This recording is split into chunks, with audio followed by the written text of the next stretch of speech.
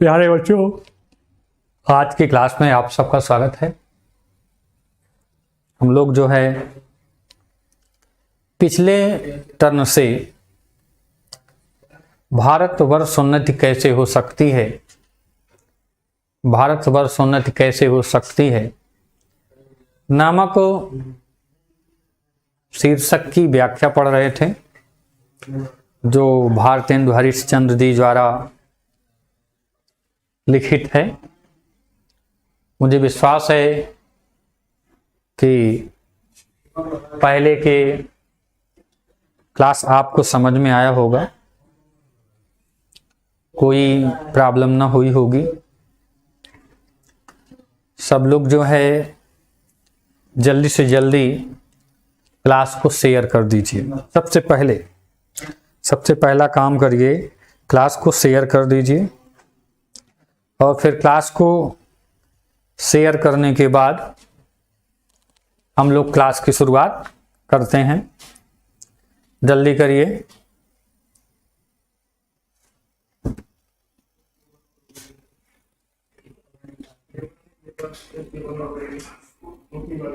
ठीक है, जल्दी से क्लास को शेयर करिए। अब ये लीजिए, हम आ गए, हमारा शीर्षक है भारतवर्ष उन्नति कैसे हो सकती है। और भारतवर्ष उन्नति कैसे हो सकती है में व्याख्या दो, ठीक है। उसके बाद चलते हैं ये आगे जहां तक हम लोगों ने पढ़ा था। और आप लोगों के कमेंट मैंने देखे थे, कमेंट तो अच्छे हैं, समझ में तो आ रहे हैं आप लोगों को, कहीं पे कोई दिक्कत नहीं है। बस ये है कि क्लास को आप लोग शेयर कम करते हैं, जिससे आपके कम से कम दोस्तों तक ये फायदा पहुंच पा रहा है। हम लोगों का उद्देश्य है कि ज़्यादा से ज़्यादा बच्चों तक अपनी बात को, अपनी क्लास को पहुंचाया जाए। और इस उद्देश्य को आप सब मिल करके, पूरे साथी मिल करके इसको पहुंचा सकते हैं। और जो हम सोचते हैं उसको क्या कर सकते हैं, कार्य रूप में आप लोग परिणित कर सकते हैं। आप में वो क्षमता है। तो चलते हैं, शुरुआत करते हैं, ठीक है। कह रहे हैं कि राजे महाराजे को अपनी पूजा, भोजन, झूठी गप से छुट्टी नहीं। क्या है? जो बड़े लोग हैं, जिनके जिम्मेदारी पर, जिनका यह दायित्व है कि भारत की उन्नति के लिए प्रयास करें, लोगों को मोटिवेट करें, लोगों को समझाएं, लोगों को कर्म के प्रति प्रेरित करें। जिनके ऊपर ये जिम्मेदारी है, उन्होंने उस जिम्मेदारी का निर्वहन नहीं किया। क्यों? क्योंकि उनकी पर्सनल लाइफ, व्यक्तिगत जीवन, उनका जो व्यक्तिगत जीवन है वो अपनी व्यक्तिगत जीवन में ही परेशान है। पूजा, कहते हैं कि कर्म ही पूजा है, लेकिन कर्म को छोड़ करके केवल पूजा दिखावे की पूजा है। अपने दायित्व का, अपने कर्तव्य का, अपने उद्देश्य का पूरी ईमानदारी से, पूरी निष्ठा से, पूरी जोश से वो क्या करने वाले हैं भाई? लगाने वाले नहीं हैं। जो निरर्थक की चीजें हैं उन्हीं में अपने अधिकतर समय को देते हैं। निरर्थक का मतलब यहां ये मत समझिएगा कि इनका कोई अस्तित्व नहीं है, इनके अस्तित्व अथवा इनके वजूद को मैं अस्वीकार करना हूं, ऐसी बात नहीं है। लेकिन जब अगर देश ही पीछे रह जाएगा, देश ही उन्नति के मार्ग पर अग्रसर नहीं होगा, तो इन सब का कोई अस्तित्व, कोई वजूद नहीं रहेगा। सबसे पहले हमें क्या करना होगा? देश की उन्नति के लिए, देश के उन्नति के लिए, देश के विकास के लिए हमें सतर्क, सचेत और सावधान रहना होगा। जब हम देश की उन्नति के प्रति सचेत, सतर्क और सावधान रहेंगे तभी क्या हो सकता है, भारतवर्ष की उन्नति हो सकती है, भारत को उन्नति के मार्ग पर अग्रसर किया जा सकता है। फिर क्या हुआ, हकीमों को कुछ तो सरकारी काम घेरे रहता है। क्या होता है भाई, कुछ जो नौकरी पेशा वाले लोग हैं उनकी कुछ जिम्मेदारी होती है, उनकी कुछ जिम्मेदारी होती है, कुछ कर्तव्य होता है, कुछ दायित्व होता है, कुछ तो उनकी जिम्मेदारी भाई, कुछ तो उनकी जिम्मेदारी है अपने कर्तव्य को करने की। और उसके बाद क्या है, कुछ तो अपनी जिम्मेदारी है। और कुछ के बाद क्या हो रहा है कि अगर टाइम मिला, अगर थोड़ा सा टाइम मिला भी तो उनको क्या गर्ज है, उनका क्या हर्ज है, उनकी क्या गरज है कि हम लोगों को क्या करें, हम लोगों को अर्थात भारतीय सामान्य लोगों को वो उन्नति के मार्ग पर अग्रसर करें, उन्नति के मार्ग पर अग्रसर करें। क्या करना है, उन्नति के मार्ग पर अग्रसर करें। फिर क्या करना होगा कि कुछ बाल घुड़दौड़ थिएटर में समय लगा, अपने समय को सही दिशा में, अपने समय को सही दिशा में वो नहीं दे रहे हैं। समय का सदुपयोग करना अच्छी बात है, लेकिन जहां पर समय लगाना चाहिए वहां पर वो समय को नहीं देते हैं।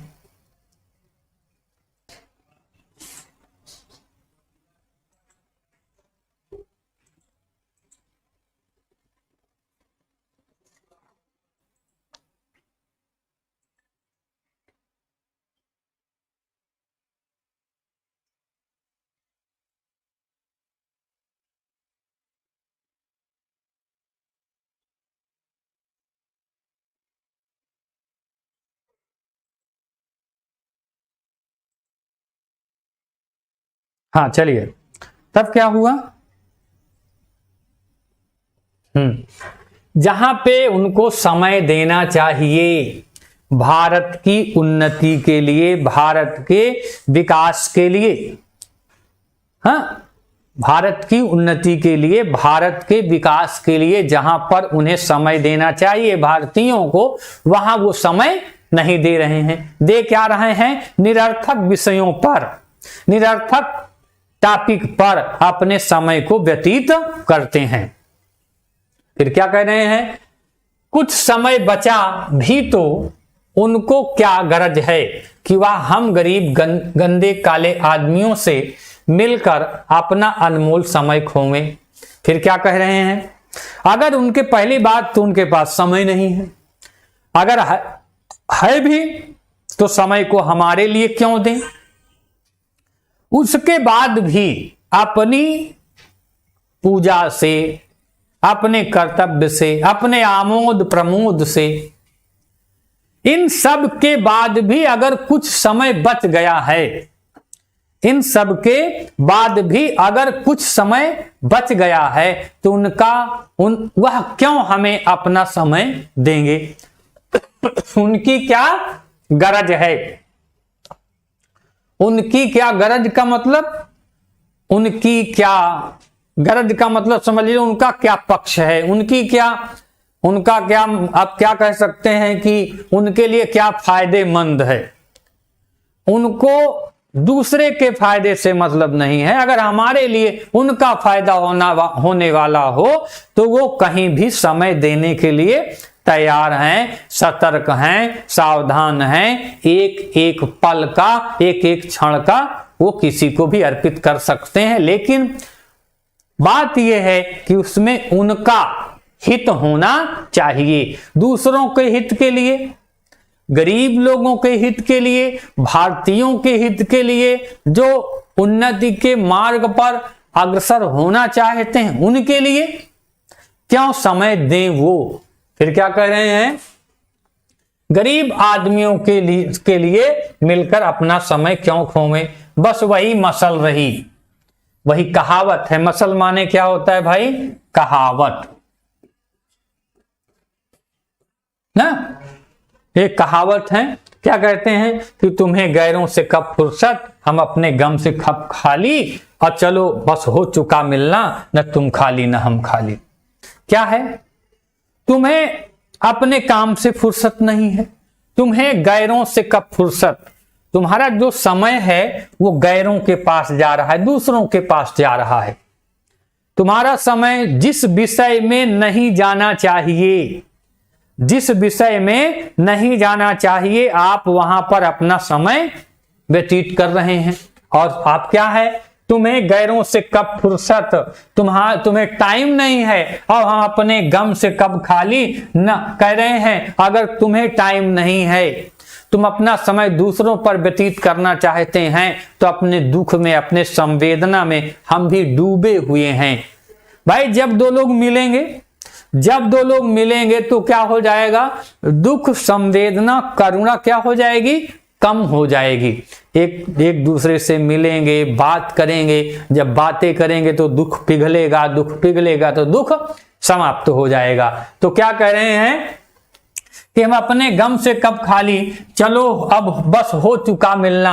अगर तुम हमसे मिलकर के बात नहीं करना चाहते हो तो हम भी आपसे मिलकर के बात नहीं करना चाहते हैं। दोनों एक ही मिट्टी के बने हैं। अगर राष्ट्र के उन्नति में हम सहयोग नहीं करना चाहते हैं तो अगला व्यक्ति भी राष्ट्र की उन्नति के लिए कुछ भी करने को तैयार नहीं, मिलने के लिए तैयार नहीं है। अपने पिलपिले अहंकार को लेकर के, अपने पिलपिले अहंकार को लेकर के, अपने पिलपिले जरूरतों को लेकर के, अपने पिलपिले समय को लेकर के, पिलपिले माने महत्वहीन, अपने महत्वहीन, गुणहीन, सौंदर्यहीन जो अहंकार है कि एक दूसरे से मिल करके हम बात नहीं कर सकते हैं, राष्ट्र की उन्नति में सहयोग नहीं कर सकते हैं, ये क्या हो जाएगा, हमें अवनति के गर्त में डुबाने वाला होगा।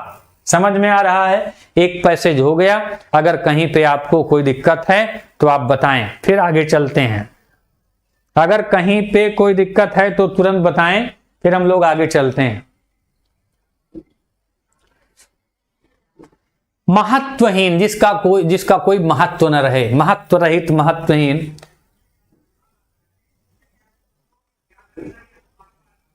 बताइए भाई,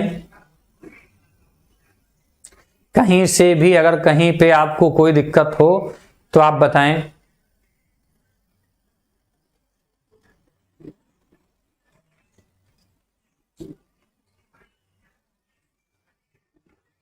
जल्दी बताइए, जल्दी बताइए।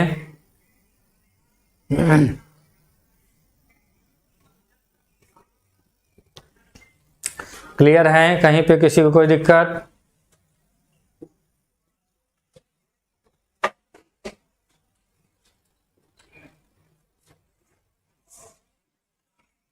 चलिए फिर से आगे बढ़ते हैं, आगे की शुरुआत करते हैं।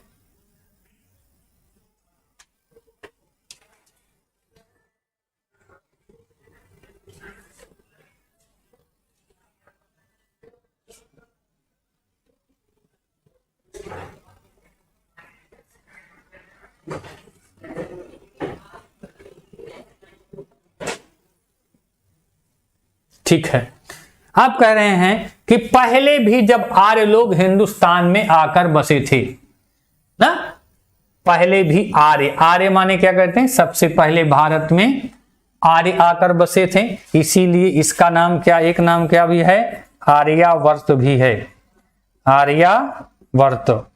सबसे पहले मानव सभ्यता का विकास, सबसे पहले मानव सभ्यता का विकास भारत में हुआ। यहां आर्य लोग आए, विद्वान लोग थे जो हमारे पूर्वज थे। तो तो यहां पर भारत की भूमि में अपना निवास स्थान बनाया। फिर क्या किया कि राजा और ब्राह्मणों के जिम्मे यह काम था। दो लोगों की जिम्मेदारी की बात कर रहे हैं। एक थे भाई राजा साहब की जिम्मेदारी ये थी, राजा और ब्राह्मणों के जिम्मे यह काम था कि देश में नाना प्रकार की विद्या और नीति फैलाएं, और अब भी वे लोग चाहें तो हिंदुस्तान प्रतिदिन क्या प्रतिक्षण बढ़े। कहते प्राचीन काल में, आर्यावर्त भारत का प्राचीन नाम है, आर्यावर्त भारत का प्राचीन नाम है। तो कह रहे हैं कि आज भी अगर राजा चाह ले और ब्राह्मण चाह ले, अब ब्राह्मण का मतलब केवल आप जाति से मत लगाइए, ब्राह्मण का मतलब विद्वान। दो लोग, एक तो जो बुद्धिमान लोग हैं, विद्वान लोग हैं, ज्ञानी लोग हैं, वो भारत की उन्नति में सहयोग करें, भारत की उन्नति की जो लहर चल रही है या भारत की उन्नति के मार्ग को प्रशस्त करें। उसमें दो चीजों की आवश्यकता है, एक किसकी, एक विद्वानों की, बुद्धिमानों की, दूसरी राजा की, शासन की, सत्ता की। शासन सत्ता यदि अगर चाहे तो आज भी भारत उन्नति के मार्ग पर निरंतर प्रतिदिन प्रतिपल आगे बढ़ता चला जाएगा, आज भी। लेकिन क्या है, इन्होंने अपने दायित्व का पालन नहीं किया। प्राचीन काल में ये इनके ऊपर जिम्मेदारी थी, और ये विद्या फैलाएं, नीति फैलाएं, इस प्रकार के सिद्धांत को अपनाएं कि भारत उन्नति के मार्ग पर निरंतर अग्रसर होता रहे। लेकिन क्या है, अगर ये चाहें तो प्रतिदिन क्या, प्रतिक्षण, प्रतिदिन माने प्रत्येक दिन, प्रत्येक क्षण माने प्रत्येक पल, प्रत्येक पल, और पल के विषय में हम बता चुके हैं। पल एक क्या है भाई, समय का मात्रक है, समय का मात्रक है, और यह मात्रक कितना है, 48 सेकेंड। 48 सेकेंड बराबर एक पल, 48 सेकेंड बराबर एक पल। कई बार हमने कई क्लासों में इस चीज को बताया है। ठीक है, अब अगर कहीं पे कोई दिक्कत हो रही है तो आप बताइए, अगर कहीं पे कोई दिक्कत हो रही है तो बताएं।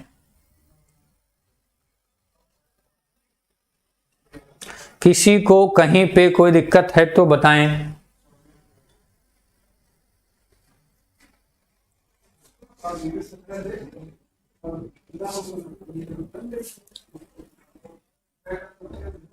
ठीक है, किसी को कोई दिक्कत है?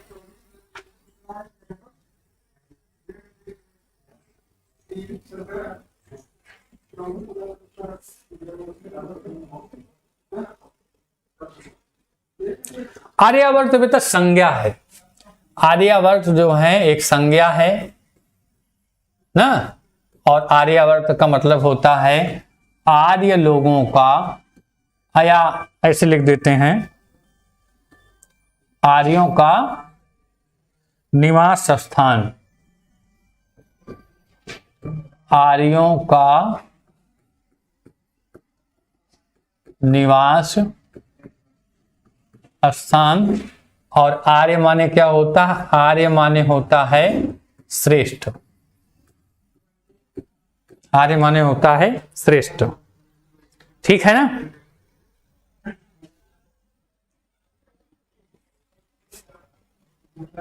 समझ में आ रहा है? और कहीं पे कोई दिक्कत है तो? किसी को कहीं पे कुछ पूछना है तो बताएं।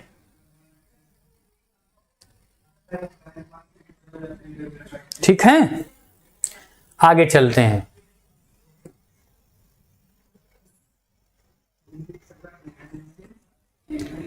कह रहे हैं कि पर इन्हीं लोगों को निकम्मेपन ने घेर रखा है। निकम्मेपन माने कर्तव्यहीनता, कर्तव्यहीनता। क्या कर लिया है? आर्य लोगों को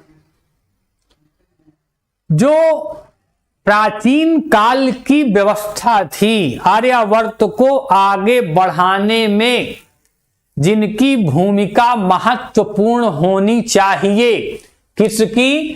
राजा और विद्वानों की, राजा और विद्वानों की, जिनकी ये जिम्मेदारी थी कि राष्ट्र को उन्नति के मार्ग पर अग्रसर करें। इन लोगों ने क्या किया? इन लोगों ने क्या किया? अपनी जिम्मेदारी का, अपने दायित्व का, अपने कर्तव्य का पालन नहीं किया। अब जब अपने कर्तव्य का मतलब क्या किया? अपने कर्तव्य का पालन क्यों नहीं किया? कि अपने जो ज्ञान का प्रचार प्रसार करना था, जो ज्ञान का प्रचार प्रसार करना था, उसका उन्होंने नहीं किया। अब देखिए एक क्वेश्चन आ रहा है कि वेद का मतलब क्या है? वेद का मतलब देखिए सुराख करके ना। अब चलते हैं आगे, आगे आगे मत चलिएगा।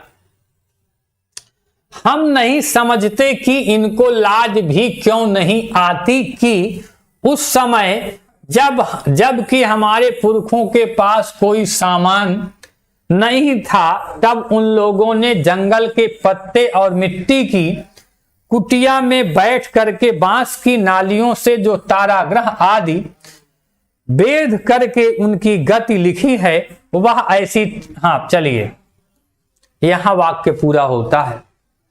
कह रहे हैं भाई क्या करना है?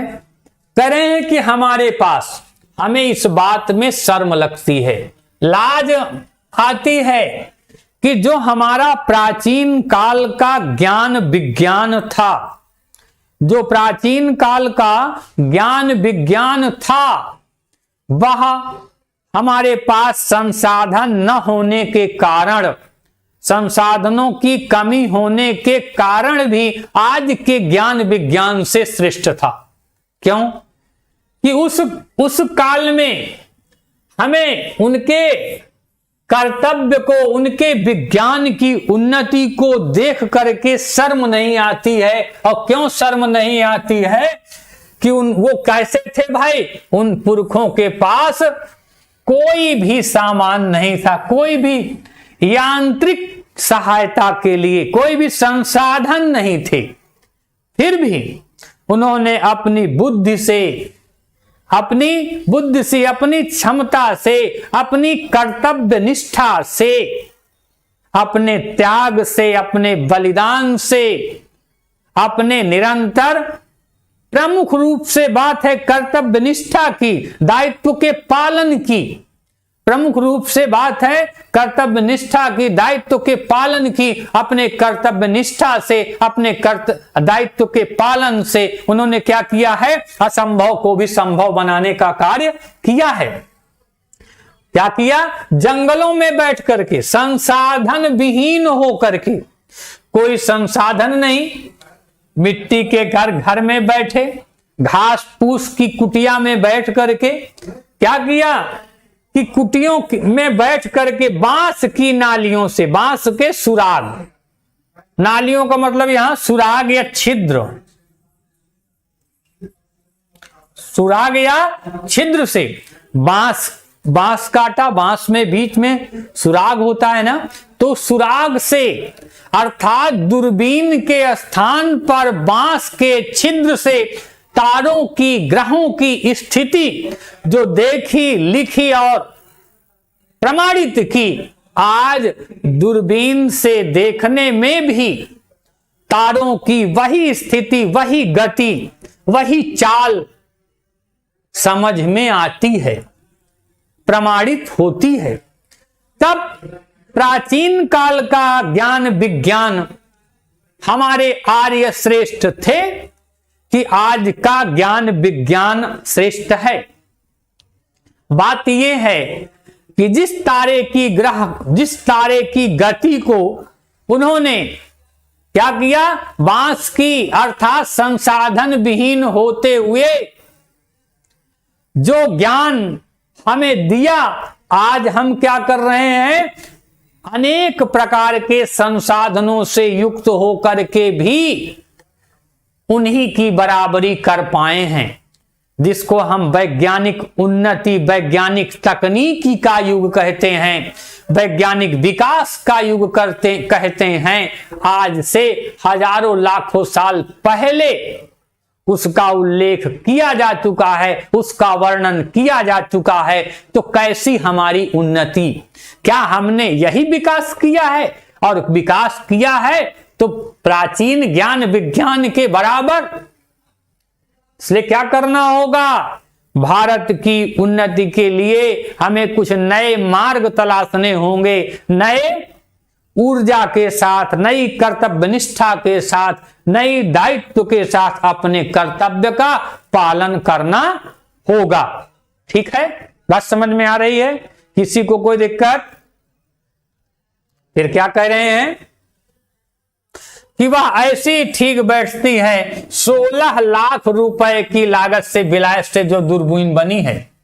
अब बताइए भाई, हमारे ऋषियों मुनियों मनीषियों ने जो ज्ञान विज्ञान हमें अर्जित किया, समर्पित किया, फ्री में अपने योग शक्ति से, अपनी दृष्टि से, आज लाखों करोड़ों रुपए खर्च करके केवल हम उतना ही जान पाते हैं जितना हमारे महर्षियों ने, जितना हमारे ऋषियों ने, जितना हमारे पूर्वजों ने सहज रूप से हमें क्या कर दिया है, प्रदान किया है। समझ में आ रहा है भाई? कहीं पे कोई दिक्कत हो तो बताइए, किसी को कहीं पे कोई दिक्कत हो तो बताइए, पूछिए।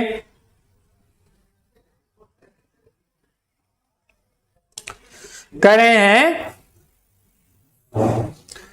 कि उन ग्रहों की जिनका उन्होंने वर्णन किया है, जिनका उन्होंने उल्लेख किया है, जिनकी गति के विषय में, जिनकी चाल के विषय में बताया है, उनको क्या कहें भाई, उन ग्रहों को भेद करके में भी वही गति आती है। अर्थात दोनों का रिजल्ट, चाहे बांस की नाली से देखी गई गति, चाहे बांस की नाली से देखा गया ज्ञान हो, और चाहे लाखों करोड़ों की खर्च करने के बाद दूरबीन से ग्रहों की चाल हो, यदि दोनों का रिजल्ट एक है तो हमारा प्राचीन कालीन विज्ञान ही श्रेष्ठ था। ठीक है ना? किसी को दिक्कत हो तो बताइए, जल्दी बताइए। समझ में आ रहा है? नहीं है? वेरी गुड, बहुत अच्छा।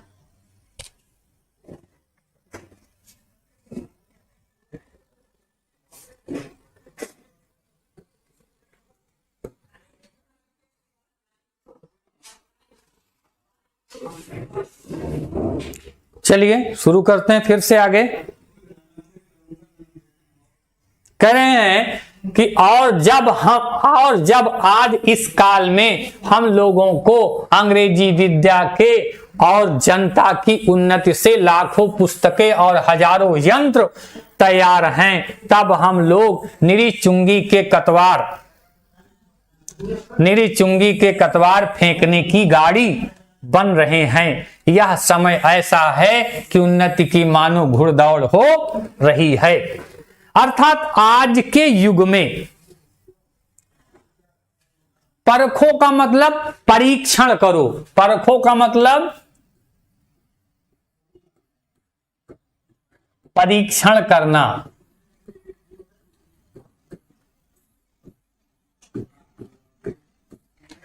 परीक्षण करना, इम्तिहान लेना ना, और इम्तिहान लेने के बाद उसका रिजल्ट निकालना कि ये बात सही है अथवा गलत है। ऐसा जो ये तर्क है, जो ये प्रमाण है, जो ये सिद्धांत है, उसको क्या करना है? परखना है, उसको कसौटी पर कसना है। कसौटी पर कसने की बात क्या होती है? कसौटी क्या होती है? कसौटी, कसौटी क्या होता है? जानते हैं भाई कसौटी ना? कसौटी पर सबसे पहले किसको कसा जाता है? सोने को। किसको? सोने, धातु ना, 100% प्योर शुद्ध है कि नहीं है, इसलिए। और एक मुझे श्लोक भी याद आ रहा है इसी से संबंधित। वो क्या है कि सुवर्णस्य में मुख्य दुखम तदेकम यतो मम जना घूंज्या तौलयंती। उसकी दूसरी लाइन है, कह रहे हैं कि स्वर्ण का, सोने की धातु का एक ही दुख है। कहते हैं न तो मुझे आग में तपाए जाने पर, न छेद किए जाने पर मुझे तकलीफ नहीं होती है, और तकलीफ तब हो जाती है जब मुझे रत्ती से तौला जाता है।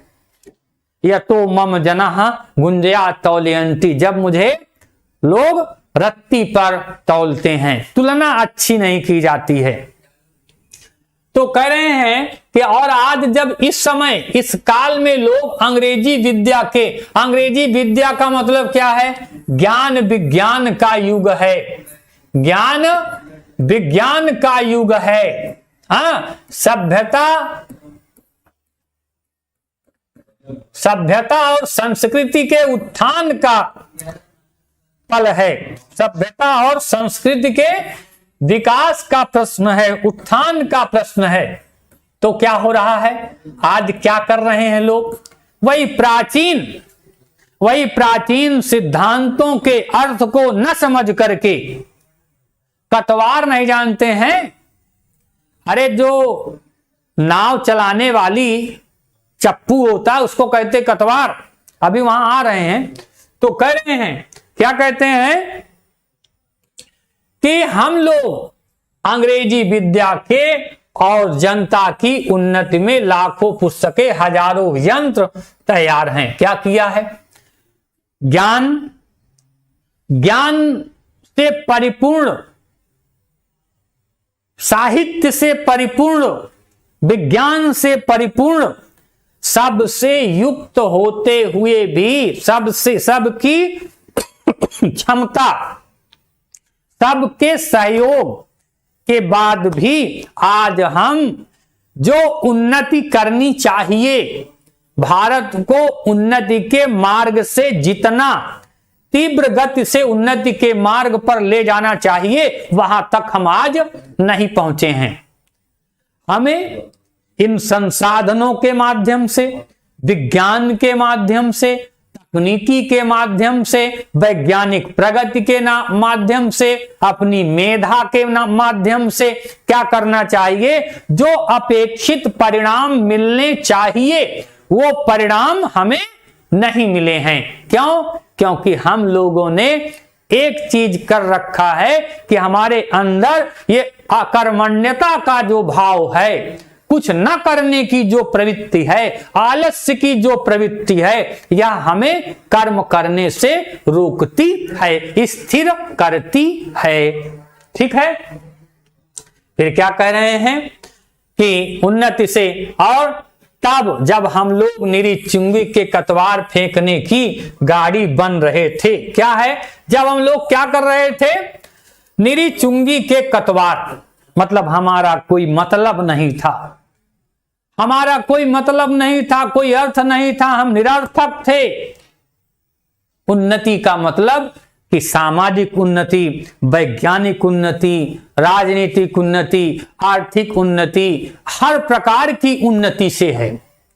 चाहे वो राष्ट्र की सभ्यता की उन्नति हो, संस्कृति की उन्नति हो, आर्थिक उन्नति हो, जो हम रसातल में जा रहे हैं, जो विकास के मार्ग पर हमें बढ़ना चाहिए, हम किसी के सहारे न रह सकें, हमें अपनी आवश्यकता की वस्तुओं की क्या हो, पूर्ति के लिए किसी दूसरे पर आश्रित न रहना पड़े।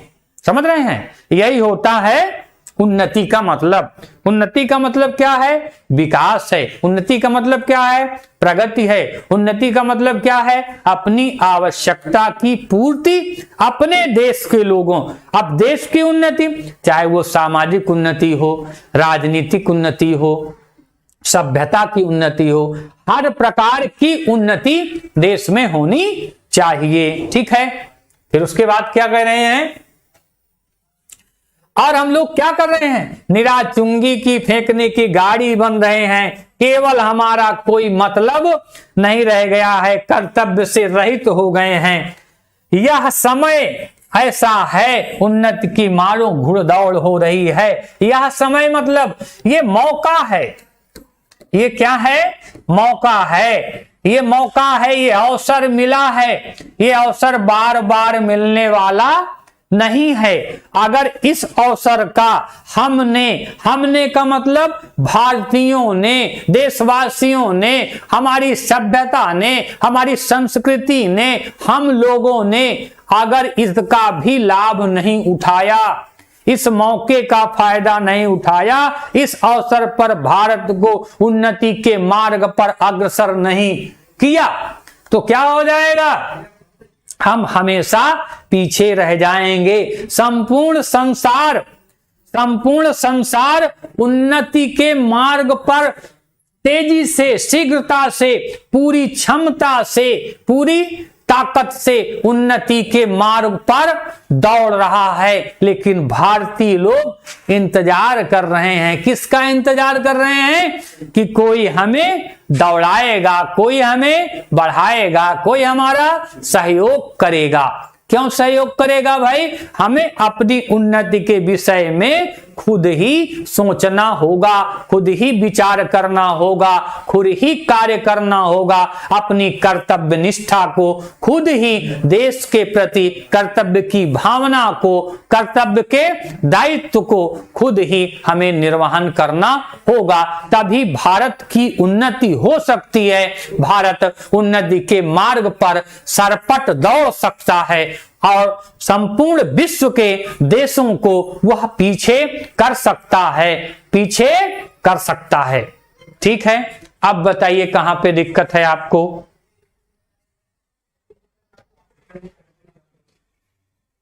जल्दी बताइए। अगर कहीं पे कोई दिक्कत है तो बताएं।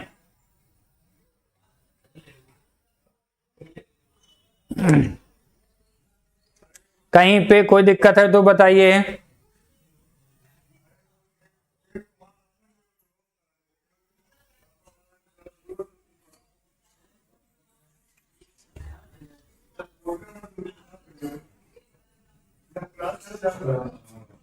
बताइए बताइए। कहीं पे भी कोई दिक्कत है तो बताइए।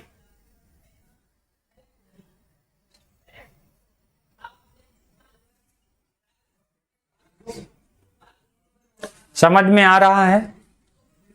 समझ में आ रहा है? समझ में आ रहा है ना? अभी हम लोग क्या पढ़ रहे हैं? 11th की हिंदी में से 11th की हिंदी में से पहला पाठ गद्य का, भारतेंदु हरिश्चंद्र जी का। हरिश्चंद्र जी इसके लेखक हैं। और भारत वर्षोन्नति कैसे हो सकती है? भारत वर्षोन्नति कैसे हो सकती है?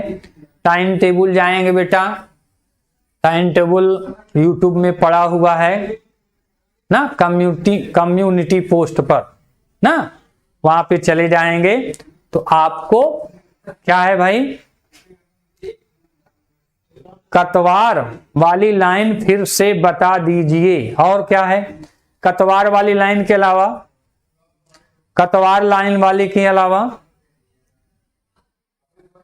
क्या लिखा है? घनघोर, घरदोर लिखें आप। आपकी टाइपिंग में घनघोर क्या लिखा है?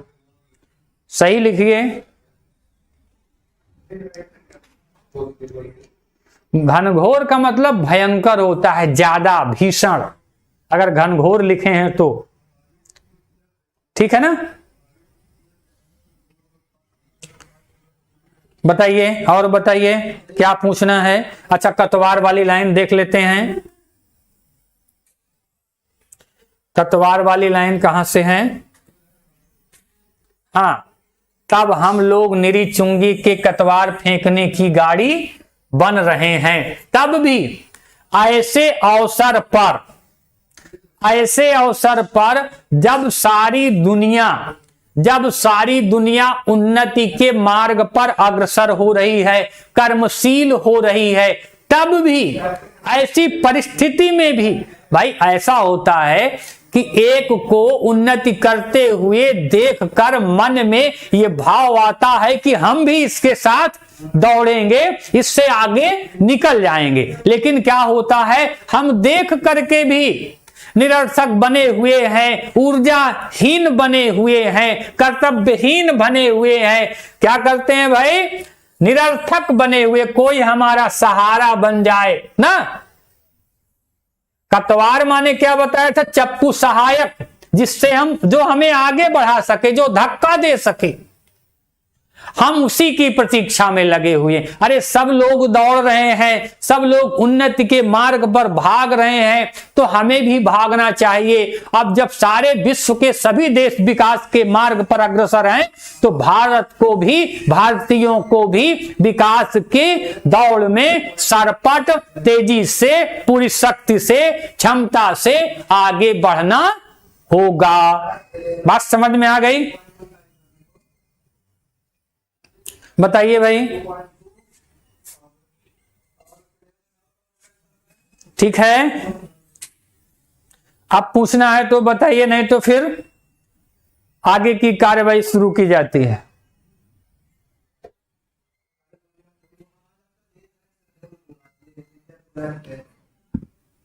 हाँ बताइए, किसी को कोई दिक्कत है? घुड़ दौड़, जैसे घोड़े दौड़ते हैं ना, तो एक को एक पीछे करने का प्रयास करते हैं, एक के पीछे एक, कौन आगे निकल जाएगा, कौन आगे निकल जाएगा। सब लोग क्या करते हैं? अपना जोर आजमाइश लगाते हैं। जिस घोड़े में जितना दम होता है वो आगे बढ़ने की कोशिश करता है। उसी तरह हम लोगों को भी अपनी पूरी क्षमता दिखानी है। सारे देश दौड़ रहे हैं, हमें भी उन्नति के मार्ग पर आगे बढ़ना है। बस हार करके बैठ नहीं जाना है। ठीक है, बात समझ में आ गई?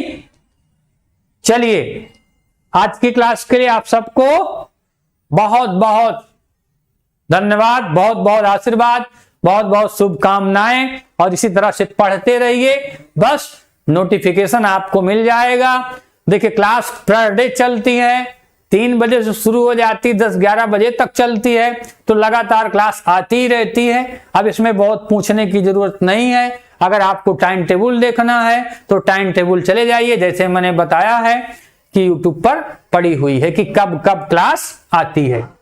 ठीक है ना?